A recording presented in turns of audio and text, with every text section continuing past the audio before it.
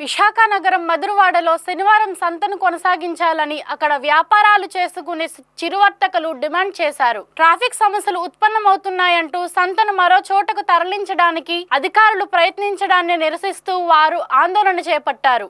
అధికారులకు వ్యతిరేకంగా నినాదాలు చేసిన చిరు వ్యాపారులు సంతను అక్కడే కొనసాగించాలని డిమాండ్ చేశారు. తరతరాలుగా అక్కడే వ్యాపారాలు చేసుకుంటూ జీవనం సాగిస్తున్నామని, ఇప్పుడు బడా వ్యాపారుల కోసం తమకు అన్యాయం చేస్తున్నారని విమర్శించారు. బాధితులకు పలు ప్రజా సంఘాలు సంఘీభావం తెలిపి అధికారుల చర్యలను నిరసించాయి. మధురవాడ శనివారం సంత సంబంధించిన సమస్య అండి ఇది.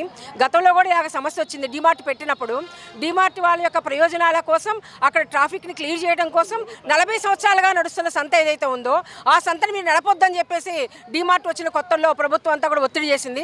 అప్పుడు కూడా పేద ప్రజలందరూ కలిసి ఇక్కడున్న ప్రధానంగా ఉన్న మత్స్యకారులు చాలా ఎక్కువ మంది మహిళలండి. మొత్తం శనివారం సంతలో అన్ని రకాల వస్తువులు అమ్ముకొని బతికేదంతా కూడా ఆడవాళ్ళే. ఈ ఒంటరి మహిళలు ఎక్కువ మంది ఉన్నారు. వీళ్ళ యొక్క భుజాల మీద ఆధారపడే ఈరోజు ఈ కుటుంబాలు నడుస్తున్నాయి. అలాంటి సంబంధించిన ఈ సంతని శనివారం నాడు ఒక్కపూట నడుస్తున్న ఈ సంతని ఈరోజు మీరు పెట్టడానికి వీలేదని చెప్పేసి మరలా గత 2 శనివారాల నుంచి జీవీఎంసీ అధికారులు, పోలీస్ అధికారులు ఒక నోటీస్ అంటించి కూర్చున్నారు. ఏమనంటే ఇక్కడ ట్రాఫిక్ జామ్ అయిపోతుంది కాబట్టి మీరు పోలీస్ కమిషనర్ గారి పేరు మీద, అదేవిధంగా మున్సిపల్ కమిషనర్ గారి పేరు మీద శనివారం సంత ఇక్కడ జరగడానికి వీల్లేదు, మీరు కావాలంటే కొమ్మాది వెళ్ళిపోండి అని చెప్పేసి మాట్లాడుతున్నారు. ఇది చాలా అన్యాయమైనది.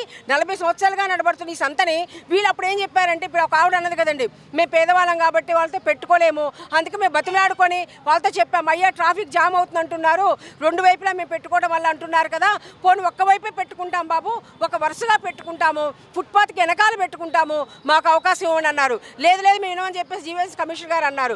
మళ్ళీ పోలీసు అధికారుల దగ్గరికి వెళ్ళి బతిమలాడారు, అయ్యా శనివారం సంత పెట్టుకుంటే చంద్రంపాలెం స్కూల్ పిల్లలకి ఇబ్బంది, వాళ్ళందరూ ట్రాఫిక్ జామ్ అవుతుంది అంటున్నారు కదా, పోనీ శనివారం పెట్టుకోం బాబు, పిల్లలకి నష్టం జరగదు బాబు, అందుకే శనివారం కాకుండా ఆదివారం సంత పెట్టుకుంటాం బాబు, మాకు అవకాశం ఇవ్వండి అని పోలీసు అధికారులు, ట్రాఫిక్ సీఐల్ని వీళ్ళందరూ అడిగారు.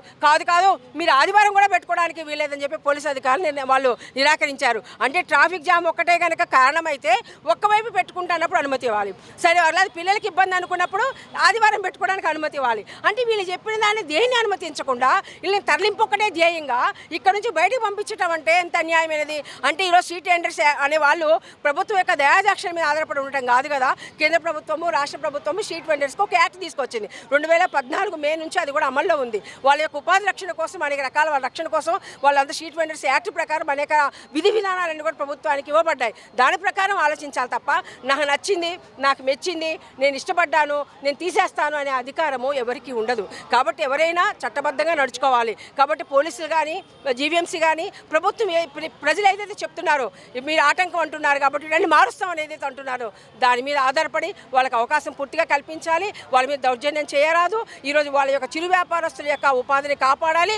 పెద్దల యొక్క ప్రయోజనాల కోసం పేదల యొక్క పొట్టలు కొట్టొద్దు అని చెప్పేసి మేము ప్రజా సంఘాలుగా డిమాండ్ చేస్తున్నాం. శనివారం సందని యథావిధిగా అక్కడ కొనసాగించాలని చెప్పేసి మేము ప్రభుత్వానికి విజ్ఞప్తి చేస్తున్నాం.